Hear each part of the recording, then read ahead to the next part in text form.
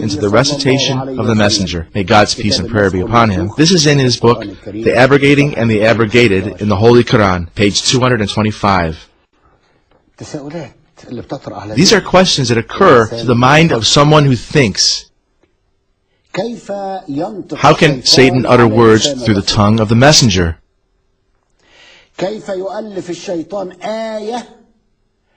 How can Satan compile a verse that sounds so similar to the Quranic verses to the point that Muhammad himself could not tell that it wasn't a Quranic verse?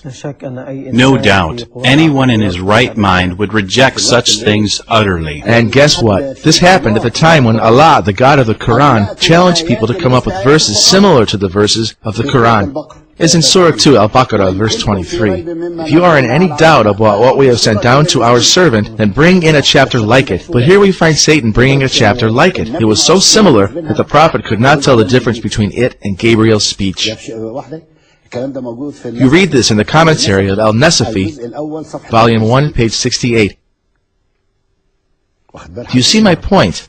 And in Surah 10, Yunus, verse 38, it reads, or do they say he has made it up? Say, produce a chapter like it? Okay, Satan has brought something similar to it. Isn't this peculiar? It sounds very odd. This is not easy. Again, in Surah 11, Hud, verse 13, it reads also, or do they say he has made it all up? Say, well then, bring 10 chapters made up like it. Imam al-Nasafi comments on this by saying, assume I have made this up myself. Why don't you also make up words yourselves, similar to what I have said? But what about the bit about the semi-goddesses? Wasn't that made up? And it even passed unnoticed. No one could tell the difference. Again, in Surah 17, Al-Isra, verse 88, we read, say, even if men and demons organized to produce something like this Quran, they would never bring anything like it. And Nasafi explains this saying, if they assisted one another to make up something similar to the Quran in its eloquence and its beautiful order and compilation, they still would not be able to make up something similar to it. So after this much of a challenge, the messenger would not be able to discern the discourse of Satan and that of Gabriel. But those insertions that have been mentioned are not in the Quran circulated today. Or are they? Well, they were, but they are part of that which was abrogated.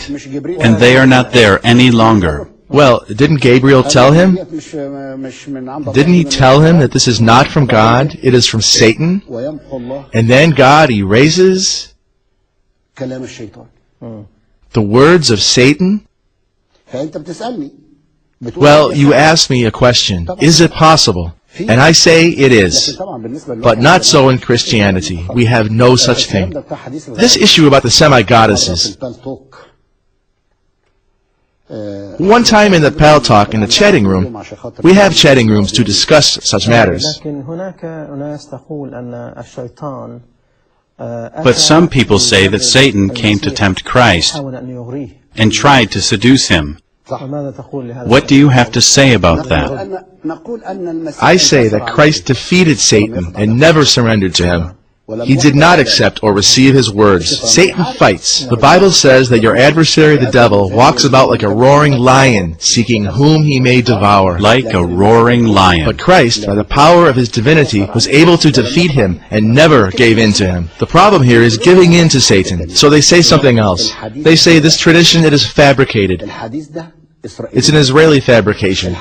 Or that it is a single narrator. Was not up to the consensus of the whole nation. But it has been mentioned by Al-Nasafi and Al-Galalain and the commentators, and Asbab al-Nuzul by Al-Wahdi, and the abrogating and the abrogated in the Quran by Ibn Salama and Nasb al-Majaniq by Sheikh al-Albani, and also in the book by Abu Ghafar al-Nahas, which is entitled The Abrogating and the Abrogated. In the following few minutes, let me ask, can mortal beings interfere and insert things in the revealed books? Mortal men? Oh, yes. You remind me of something very peculiar. In the Quran.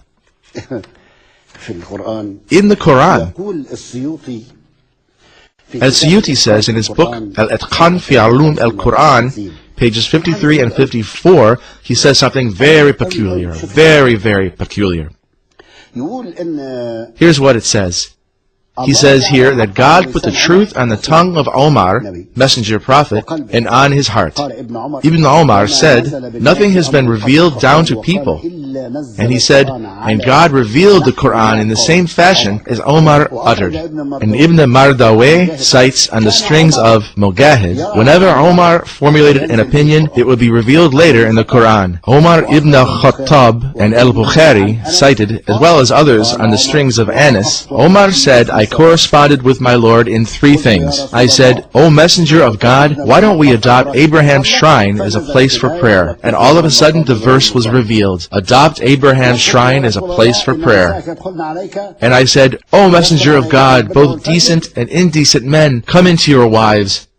Why don't you command them to hide behind a veil? And lo and behold, the verse about the veil was revealed. And again, when I said to him, if you divorce them, the verse of the threat of divorce was revealed. And there is a fourth one concerning the prisoners of war taken at Badr. I'm still citing al-Suyuti. Concerning the prisoners of war taken at Badr.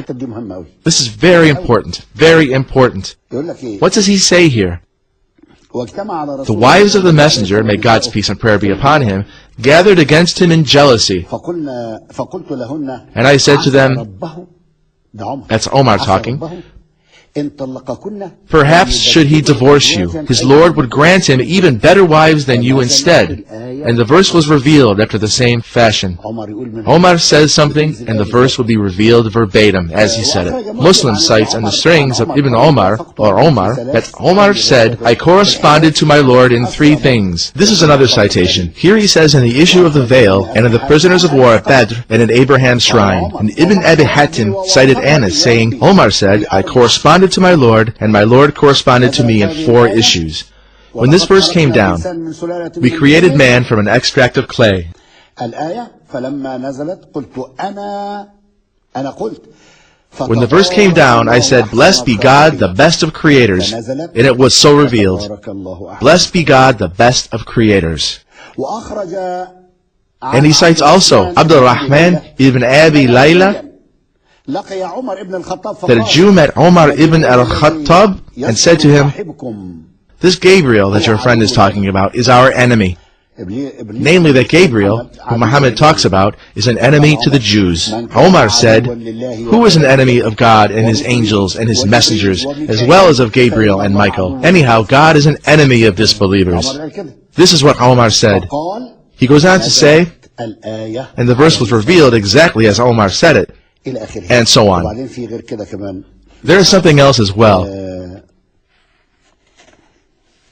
Here it is talking about the incident of the calumny about Aisha. Sa'ad ibn Mu'adh said, praise be to you, this is a great lie. And the verse was revealed verbatim. There were two men, friends of Muhammad, Zayd ibn Haritha and Abu Ayyub, who also said this, praise be to you, this is a great lie. And the verse was revealed verbatim. We are running out of time, and this is enough for now. Thank you very much. Dear viewers, I can only say when confronted by these issues that demand surprise and amazement, I haven't heard such things before. But let me read to you a verse from the Gospel according to Matthew, chapter 12, verse 19, talking about Christ. It says, he will not quarrel, nor cry out, nor will anyone hear his voice in the streets. A bruised reed he will not break, and smoking flax he will not quench. Please lift up your heart with me to God. Thank you, our dear guests and our dear viewers. On the screen you will see the internet website addresses to which you can send your questions. And we welcome all of your questions. And if you want to receive a Bible, we will be happy to send you a free copy. Thanks, everybody. And until we meet again.